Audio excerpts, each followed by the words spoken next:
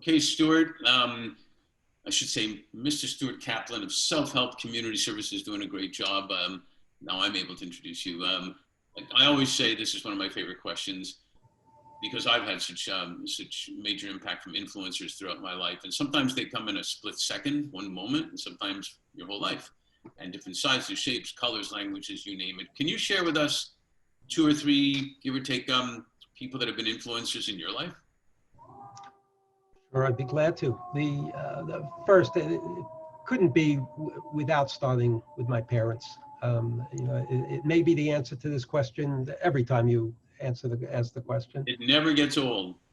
But my parents were hardworking, dedicated, committed individuals, and family was always first. And I think that family first piece is something more broadly spoken would be about relationships.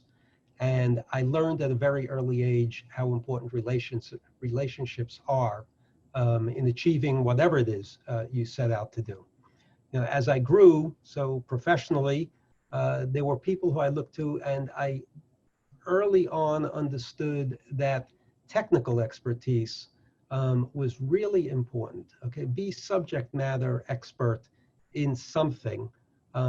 And I looked to people who were subject matter experts, who were able to teach me. Then I looked at people who were relationship managers, because again, the relationship management in the business sense was really important. This all happened probably in the first 5 years of my career.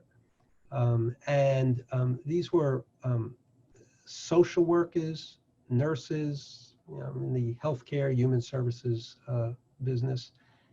And I learned that people are not unto themselves in their profession. And oftentimes professionals do, stay amongst their own. Right. But I was able to observe those who didn't. So this wasn't true of everybody that I saw, but I tried to identify people who I could emulate, who I saw, even though they were an expert in one field, they respected the expertise of somebody in perhaps a collateral but totally different field. And those were people who I looked to as ones who were either mentors to me or ones who I wanted to follow. And lastly, I come to today. And today, I look at people who have vision and want to change the system, whatever that system might be that we're looking at the moment. But people who look to bring others together for the greater good.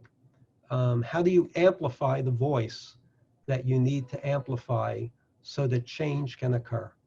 And those three categories sort of take me through my life and are the influences that have helped me to be the leader I am today, which I hope to be a caring individual that has a little bit of a direction and knows where he's headed and would like others to follow. Yeah, that's actually quite amazing.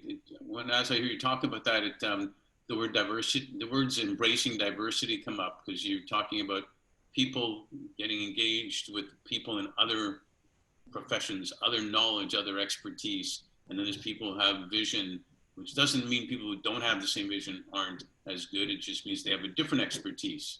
And so, but all together, you can win the championship, if you will. For sure. How do you blend it all? And you talk championship, it immediately brings up sports in my thinking. And how does that team win? Not everybody is the best pitcher or the best batter or right.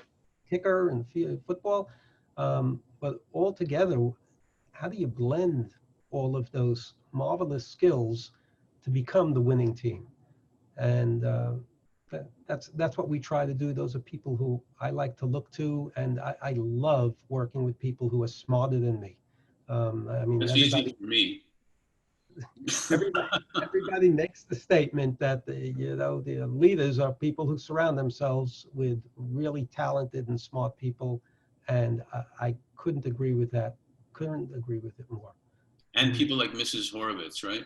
You are right about that, Mrs. Horowitz. Just as smart as any of them.